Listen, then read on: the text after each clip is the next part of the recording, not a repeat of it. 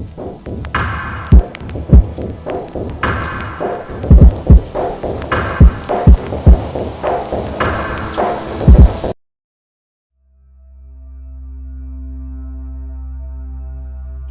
है आपका एक और नए पॉडकास्ट में।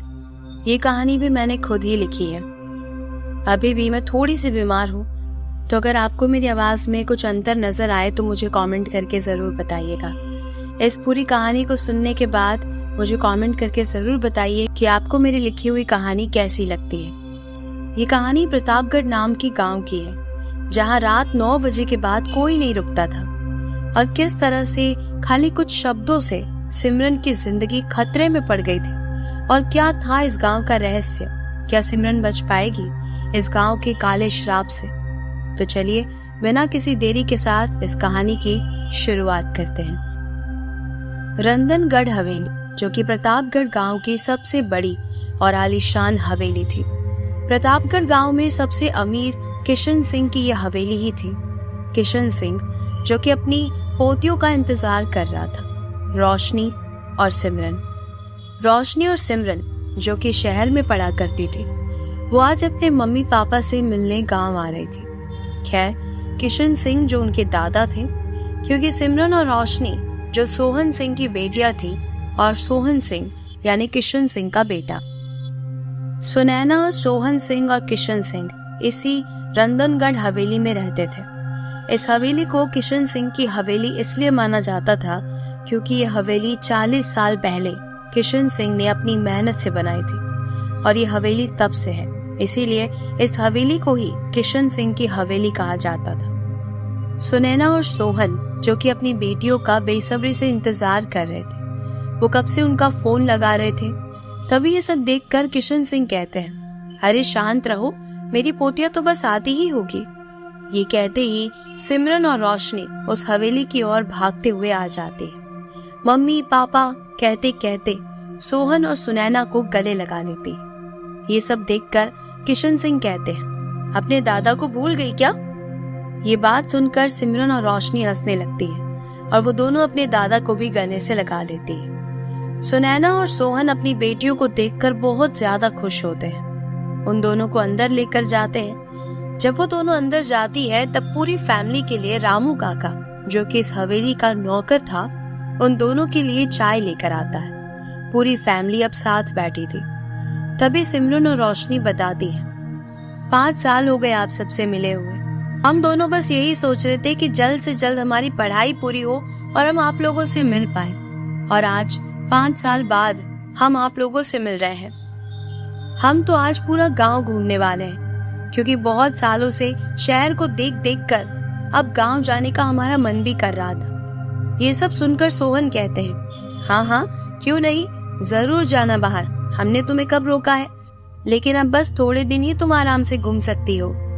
तभी किशन सिंह जोर से चिल्लाता है।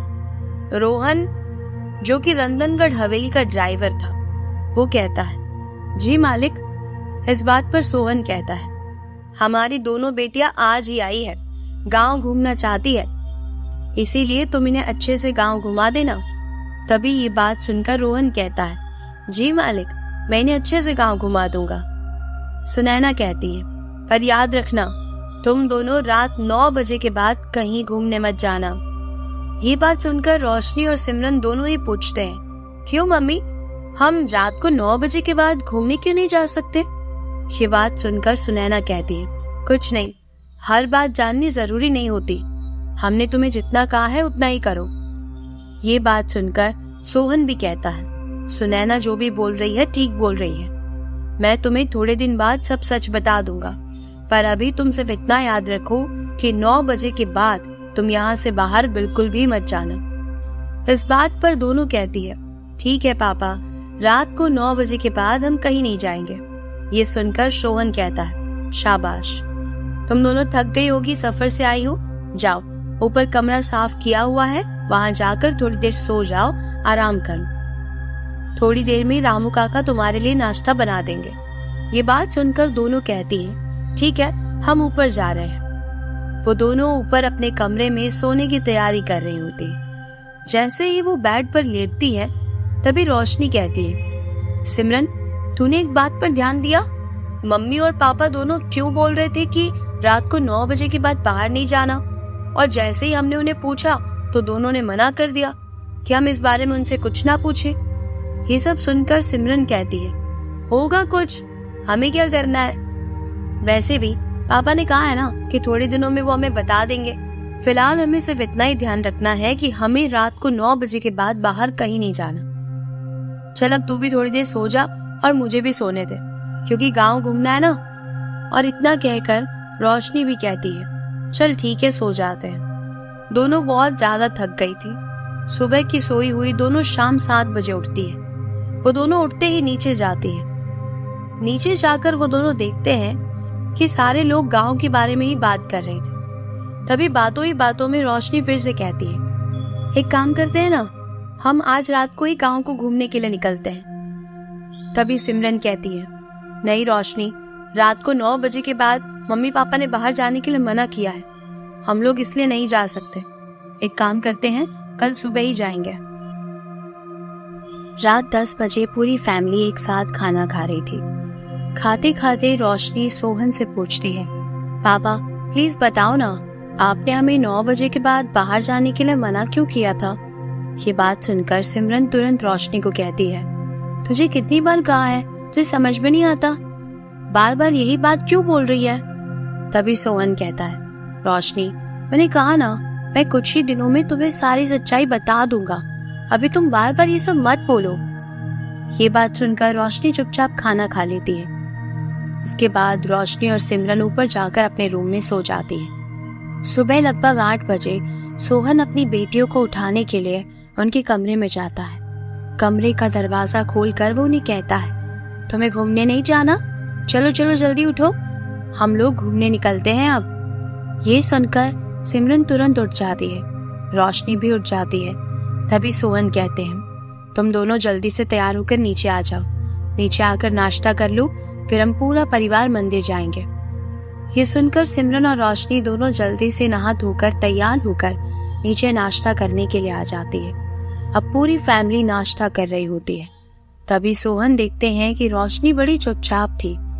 सोहन रोशनी से कहता है, रोशनी क्या हुआ? लेकिन रोशनी कोई जवाब नहीं देती। सोहन को लगता है कि शायद रोशनी इस बात से गुस्सा है कि मैंने उसे ये बात छुपाई है और उसे सच नहीं बता रहा। ये सब सोचते हुए अचानक सोहन रोशनी से कहता है, अच्छा रोशनी, तुम अब गुस्सा मत हो, मैं प्रॉमिस करता हूँ कि मैं आज रात को ही तुम्हें सारी सच्चाई बता दूंगा। ये सुनकर रोशनी कहती है, अच्छा ठीक है। उसके बाद वो सभी जल्दी से नाश्ता कर घूमने चलते हैं। सभी गाड़ी में बैठ जाते हैं। गाड़ी उनका ड्राइवर रोहन चला रहा था। वो लोग वैष्णो देवी के मंदिर जा रहे होते हैं। थोड़ी देर बाद वो पूरा परिवार वैष्णो देवी मंदिर पहुंच जाते हैं।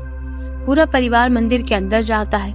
रोशनी और सिमरन भी उन सबके साथ बातें करते हुए अंदर जाती है। तभी रोशनी और सिमरन देखती है कि वहाँ कई सारे लोग बहुत अजीब अजीब हरकतें कर रहे थे और कुछ तांत्रिक जैसे लोग उन पर भस्म राख डालकर कुछ मंत्र बुदबुदा रहे थे। इन मंत्रों की आवाज सुनकर वो लोग जो अजीब हरकतें कर रहे थे वो जोर जोर से चिल्ला रहे थे। और ये सब देखकर वो दोनों बहनें बहुत ज्यादा डर जाती है। तभी अचानक से रोशनी सिमरन से कहती है, सुन सिमरन, इधर आ। और ये सुनकर सोहन रोशनी पर जोरदार चिल्लाता है, तुम्हें मना किया था ना इस मंदिर में किसी को बुलाना नहीं, तुम्हें क्या एक बात कोई समझ में नहीं आती? तभी रोशनी कहती है, सॉरी पापा। और वो जल्दी से वहां से दर्शन करके उस मंदिर से निकल जाते हैं। निकलते वक्त रोशनी को अजीबोगरीब आवाजें सुनाई देने लगती है, पर रोशनी उन आवाजों को नजरअंदाज करके कार में बैठ जाती है। ड्राइवर उस कार को लेकर वहां से निकल जाता है। अब कार उनके घर के लिए निकल रही थी। कार बिल्कुल फुल स्पीड में चल रही थी।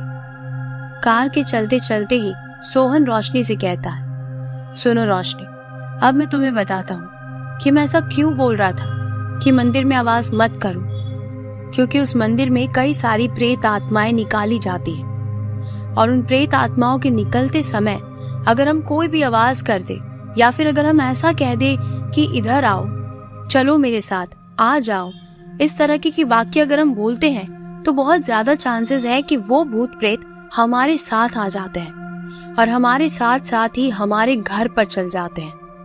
मैं तुम्हें एक दूसरा रहस्य भी बताता हूँ। तुम कब से कह रही थी ना कि 9 बजे के बाद बाहर क्यों नहीं जाना, तो इसका कारण भी यही है कि 9 बजे के बाद गांव में अजीबोगरीब आवाजें सुनाई देती है। लोगों को कोई साया दिखाई देता है, और कोई भी जो रात को 9 बजे के बाद बाहर निकलता है तो उस इंसान की मौत भी हो सकती है। आज से 4-5 साल पहले से ही ये चीजें शुरू हो गई थी।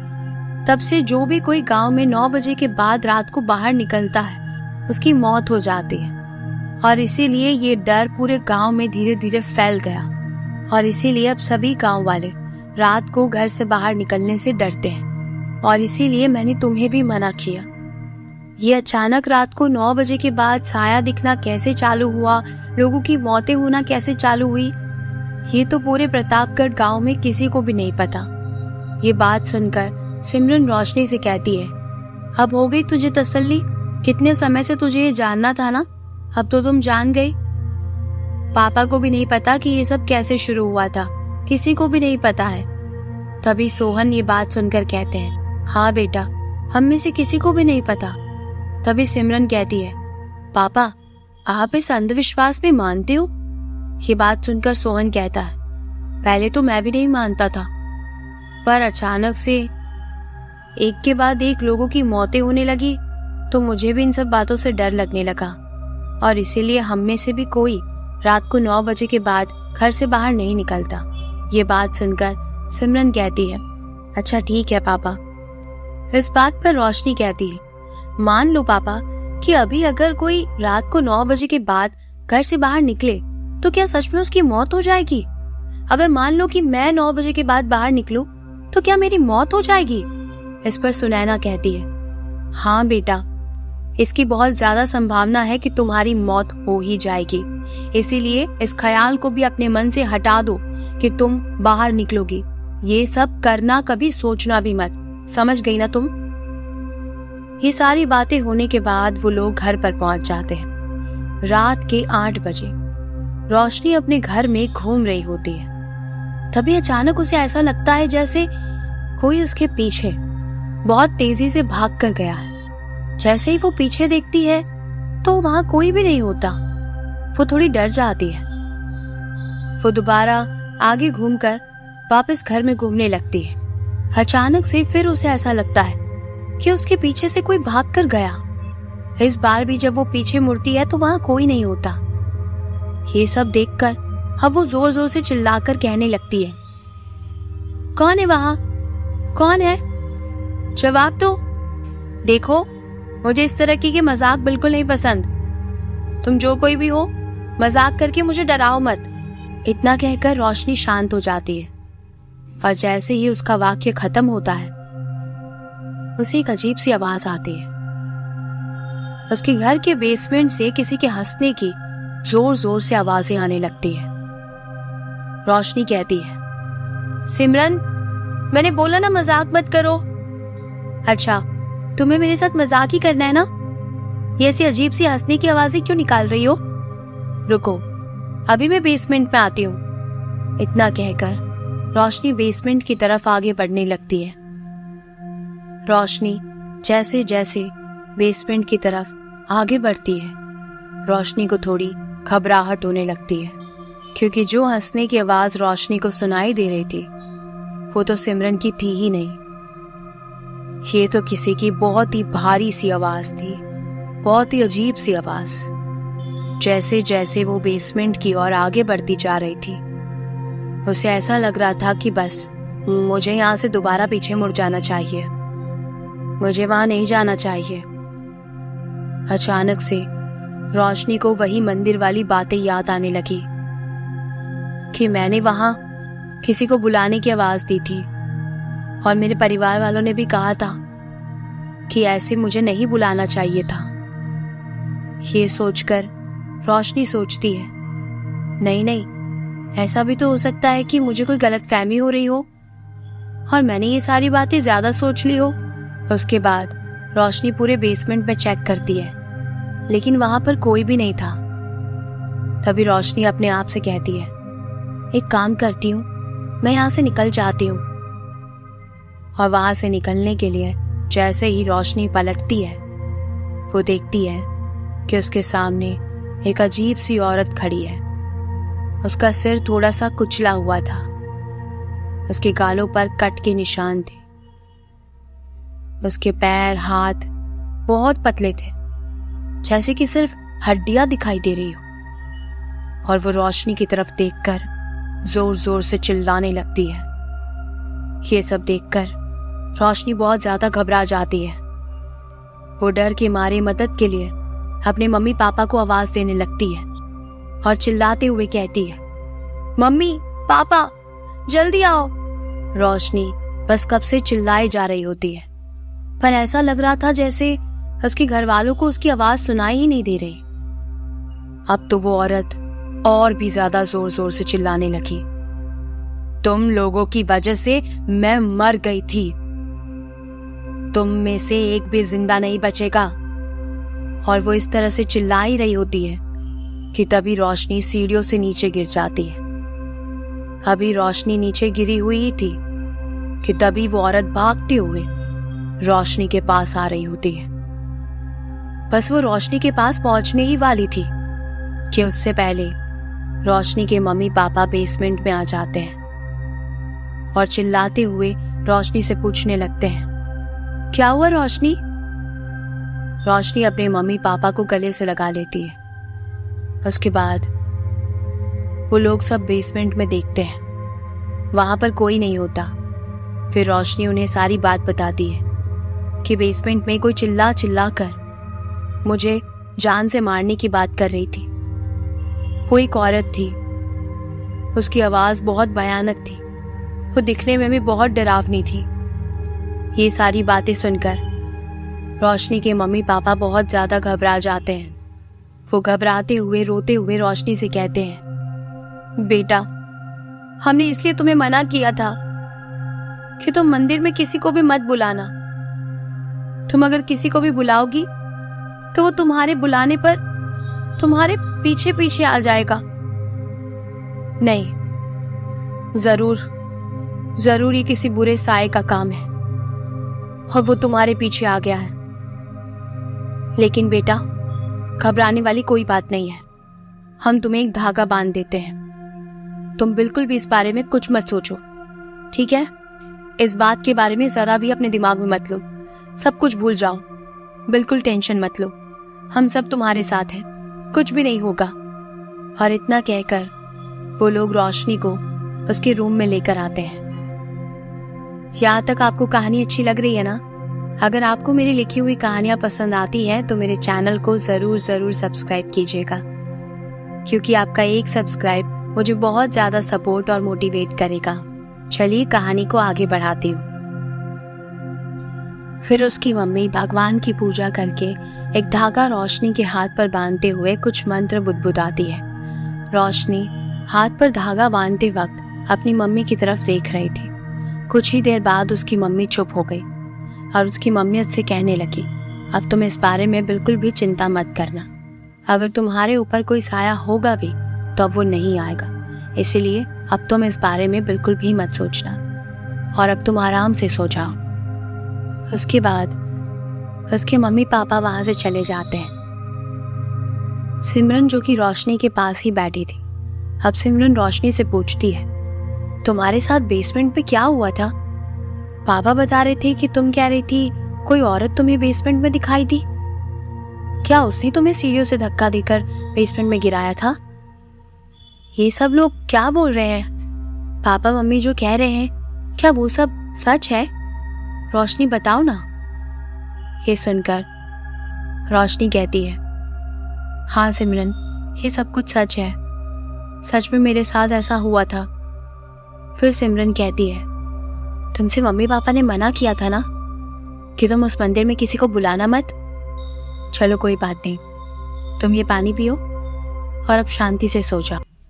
उसके बाद रोशनी जब सोने ही लगती है तब सिमरन उससे कहती है, देखो रोशनी, एक बात जरूर याद रखना। तभी रोशनी कहती है, हाँ बोलो ना, तुम चुप क्यों हो गई? कौन सी बात सिमरन? तभी अचानक सिमरन रोशनी को देखते हुए अजीब और भयानक तरीके से मुस्कुराने लगती है। सिमरन का ऐसा रूप देखकर रोशनी को बहुत डर लगने लगता है और फिर देखते ही देखते सिमरन उसी औरत का रूप धारण कर लेती है और एक भयानक आत्मा बनकर रोशनी की तरफ जोर जोर से चिल्लाने लगती है। रोशनी जोर जोर से चिल्लाई जा रही थी, बचाओ मुझे, बचाओ मुझे। लेकिन तभी अचानक से कमरे का दरवाजा खुलता है और सिमरन पानी लेकर अंदर आती है। ये सब देखकर रोशनी और ज्यादा डर जाती है। तभी रोशनी कहती है, तुमने देखा वो औरत यहां बैठी थी, वो यही थी, पहले वो तुम थी और फिर अचानक से वो औरत बन गई। तभी सिमरन कहती है, ये सब तुम क्या कह रही हो? पहले वो मैं थी, फिर वो औरत बन गई, पर मैं तो तुम्हारे लिए पानी लाने गई थी ना, मैं तो तुम्हारे पास थी ही नहीं। ये बात सुनकर रोशनी और ज्यादा डर जाती है। वो भागकर अपने मम्मी पापा के पास जाती है और उन्हें सब कुछ बता देती है। उसके बाद रोशनी के पापा को बहुत घबराहट होने लगती है। वो कहते हैं, वो बुरा साया अब इतनी जल्दी से तुम्हारा पीछा नहीं छोड़ेगा। मेरा एक दोस्त है जो एक बहुत बड़े तांत्रिक को जानता है। उसके बाद वो अपने दोस्त को कॉल करते हैं और उससे कहते हैं कि तुम्हारे पास जो उस तांत्रिक का नंबर है, जल्दी से मुझे दो, मुझे उससे बहुत ज़रूरी बात करनी है। उसके बाद सोहन उस तांत्रिक को फ़ोन लगाता है। दूसरी ओर से उस तांत्रिक की भारी आवाज़ आती है, बोलो क्या काम है मुझसे? तभी सोहन कहता है, मैं प्रतापगढ़ की सबसे बड़ी हवेली के मालिक किशन सिंह का बेटा बोल रहा हूँ, हमें आपकी मदद की बहुत ज़्यादा ज़रूरत है। उसके बाद वो तांत्रिक कहता है, फ़ोन पर अच्छे से बात नहीं होगी, एक काम करता हूँ, मैं ही तुम्हारे घर आ जाता हूँ। कुछ ही देर में वो तांत्रिक उनके घर पर आता है और उसके बाद सोहन विस्तार से तांत्रिक को सारी बात बताता है। ये बात सुनकर तांत्रिक अचानक से जोरदार आवाज में कहता है, ये तो घोर अनर्थ हो चुका है। पहले से इस गांव में रात 9 बजे के बाद एक आत्मा दिखाई देती है और अब तुम्हारी बेटी के ऊपर भी आत्मा का साया है।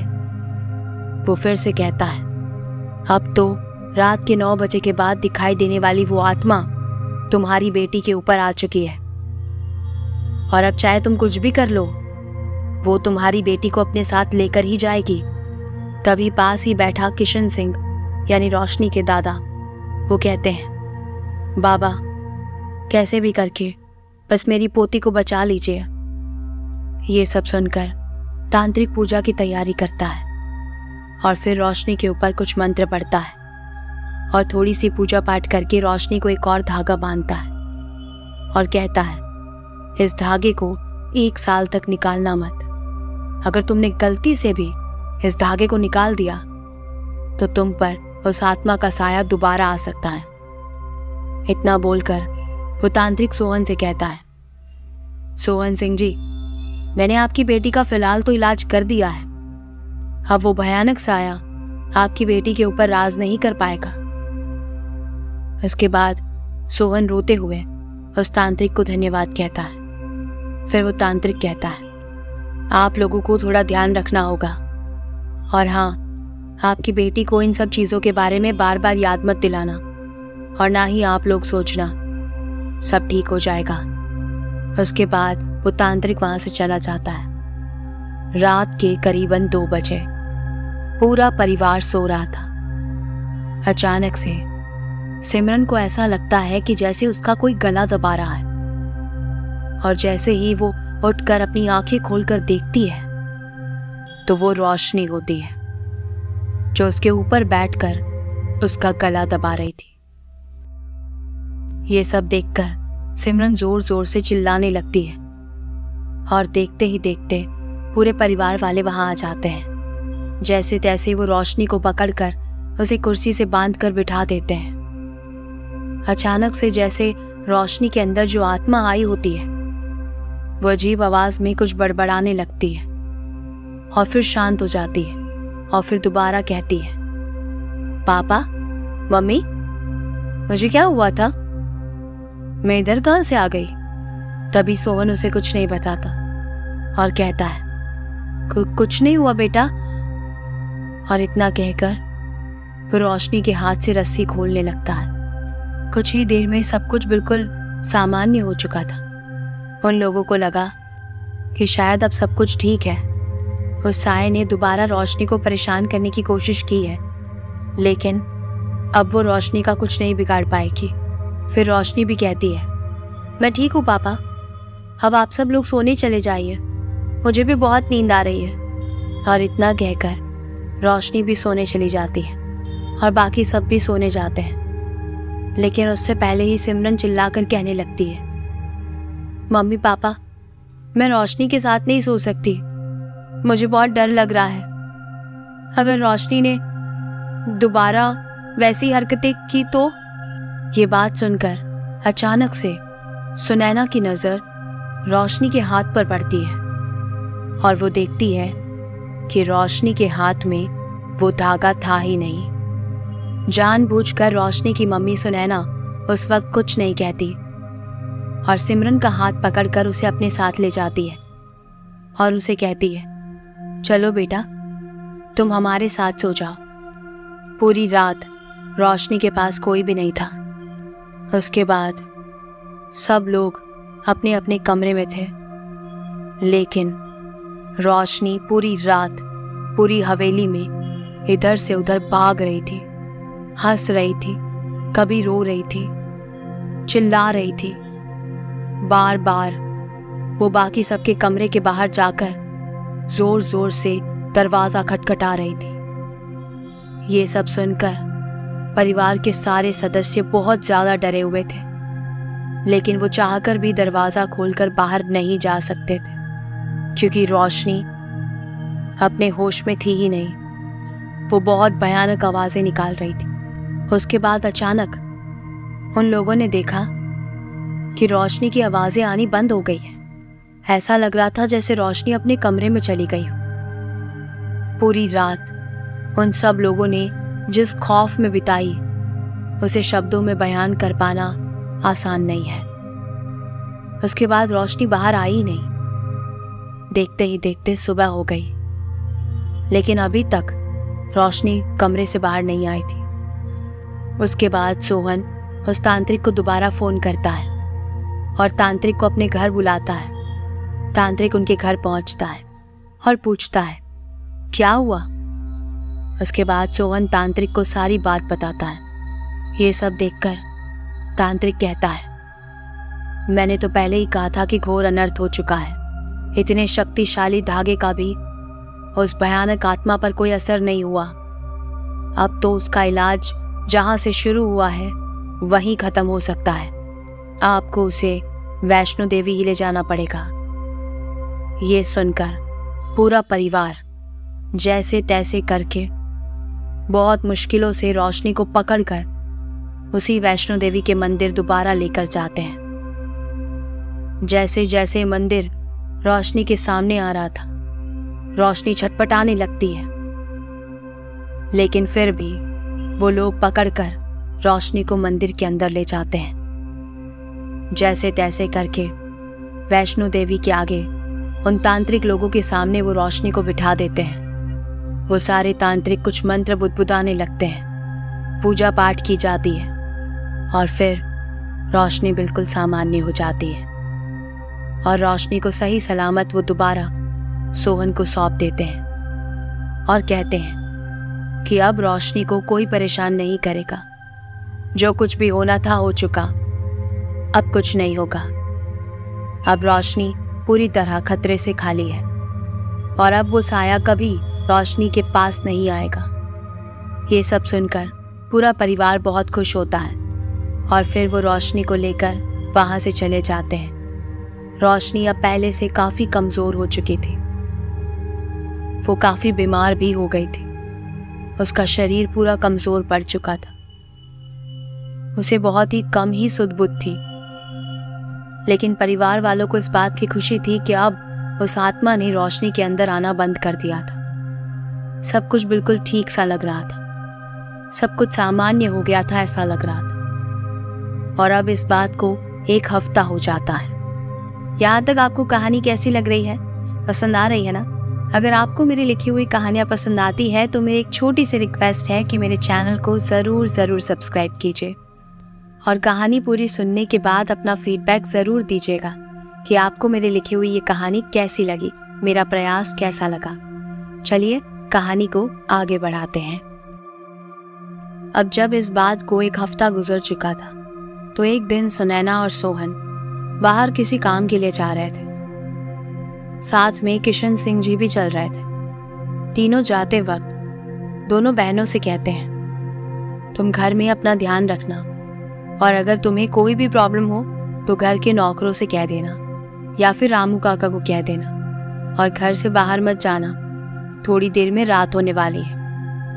ये सब सुनकर दोनों बहनें कहती है, जी दादू आप तीनों आराम से जाइए, हम घर पर ही रहेंगे। सिमरन तो अब अपना काम करने लगती है, लेकिन रोशनी घर में बस यूं ही टहल रही होती है। पर सिमरन इस बात पर जरा भी ध्यान नहीं देती। अब रोशनी टहलते टहलते नीचे बेसमेंट में चली जाती है। इस बात पर भी सिमरन का बिल्कुल ध्यान नहीं था, लेकिन अचानक से बेसमेंट से आवाजें आने लगती है, बचाओ बचाओ। ये आवाज रामू काका की थी और अचानक से नीचे जोरदार कुछ गिरने की आवाज आती है। ये सुनकर सिमरन जल्दी से नीचे भाग कर जाती है और वो देखती है कि वहां पर रामू काका की लाश पड़ी हुई थी और वो लाश ऊपर से गिरी थी और उस लाश के गिरने की ही वो इतनी तेज आवाज हुई थी। पर वो देखती है कि ऊपर तो कुछ भी नहीं है। तभी वो बेसमेंट की खिड़की की तरफ देखती है, वहां भी कोई नहीं होता। फिर अचानक भागते भागते रोशनी भी नीचे आती है और कहती है, क्या हुआ? फिर सिमरन रोशनी को सब बताती है। रोशनी कहती है, हमें मम्मी पापा और दादू को बुला लेना चाहिए। वो तीनों वहां पर पहुंचते हैं। जल्द से जल्द पुलिस को कॉल करते हैं। पुलिस भी वहां पहुंच जाती है।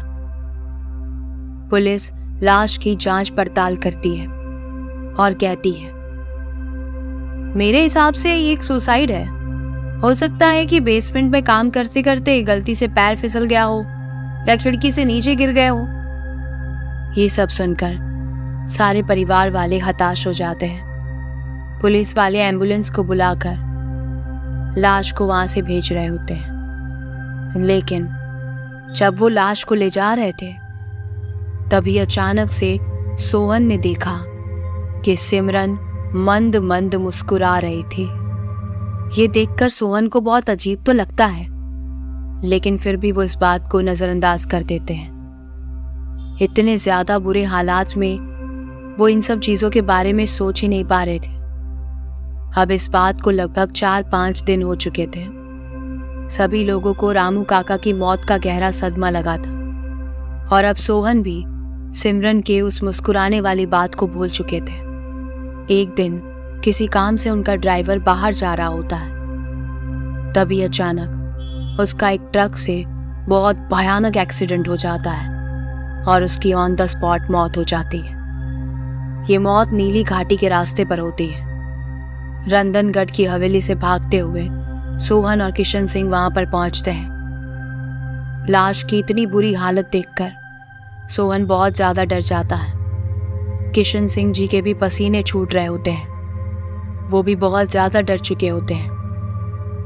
वो बार बार सोहन से कह रहे होते हैं, चलो यहां से, जल्दी चलो।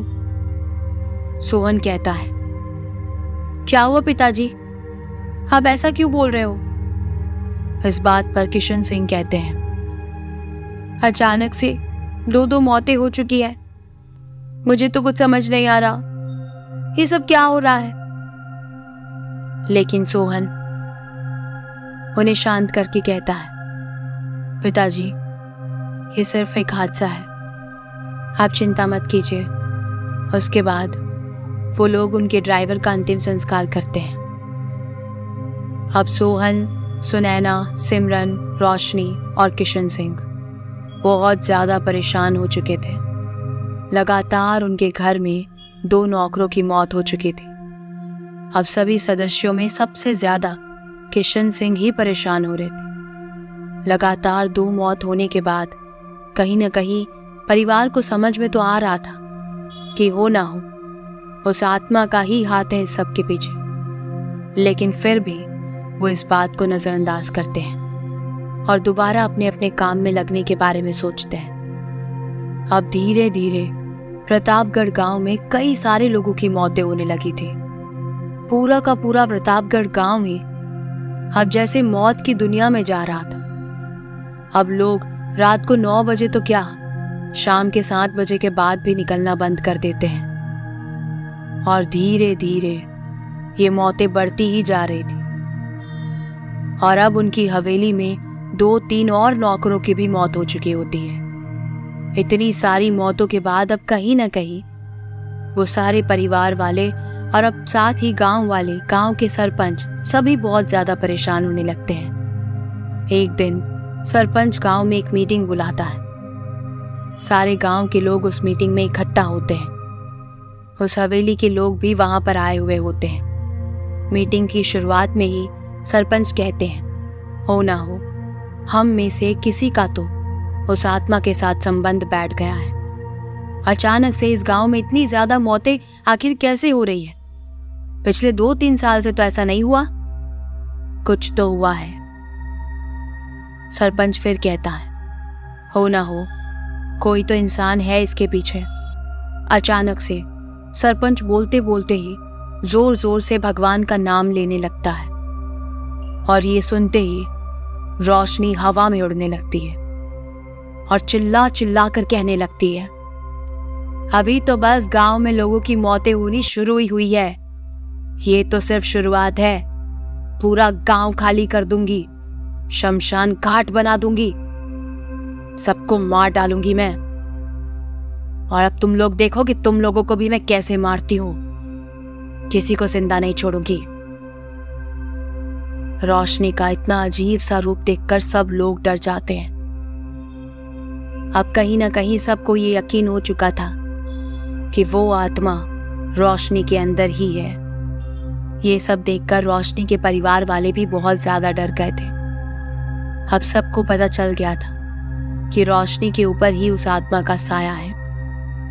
उसके बाद सोहन सिंह पूरे गांव वालों को बताते हैं कि कुछ दिनों पहले क्या हुआ था और कैसे उनकी बेटी के ऊपर वो आत्मा हावी हुई थी और कहीं ना कहीं इन सब के पीछे उसी आत्मा का हाथ है।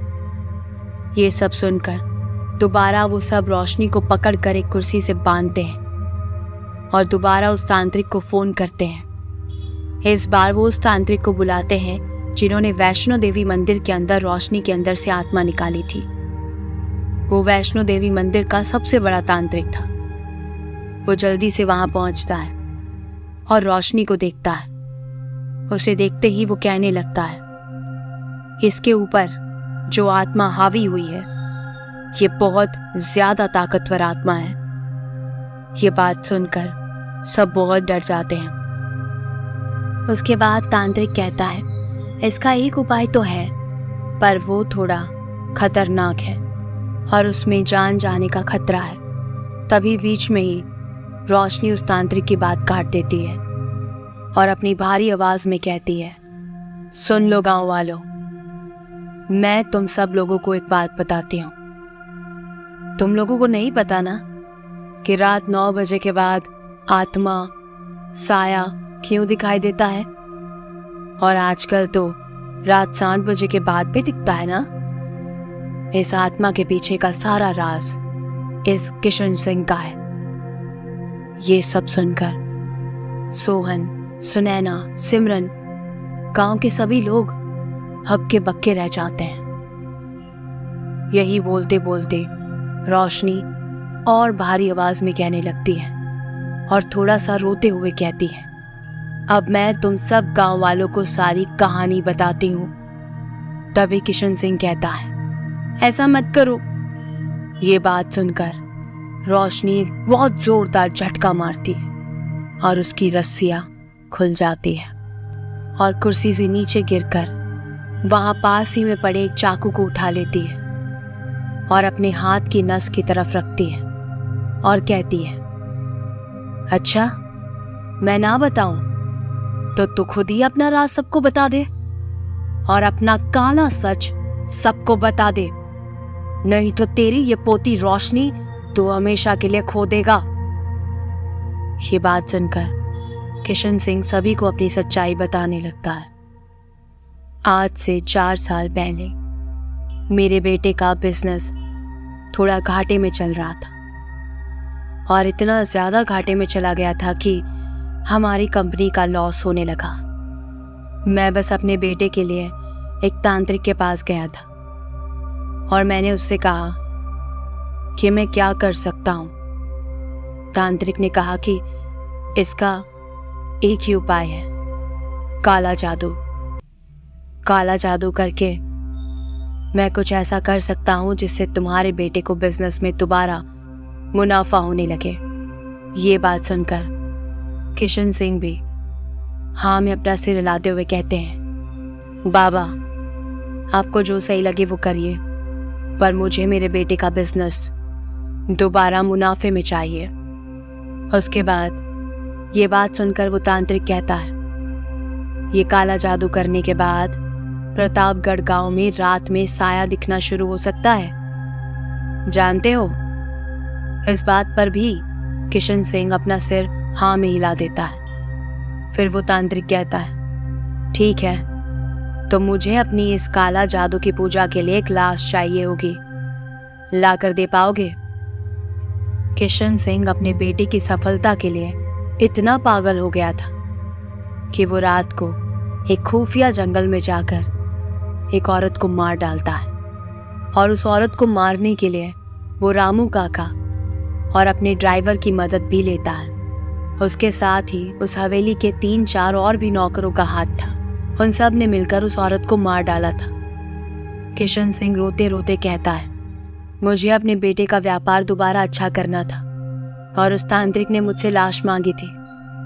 मेरे पास और कोई चारा नहीं था, तो हम सब ने मिलकर उस औरत को मार डाला।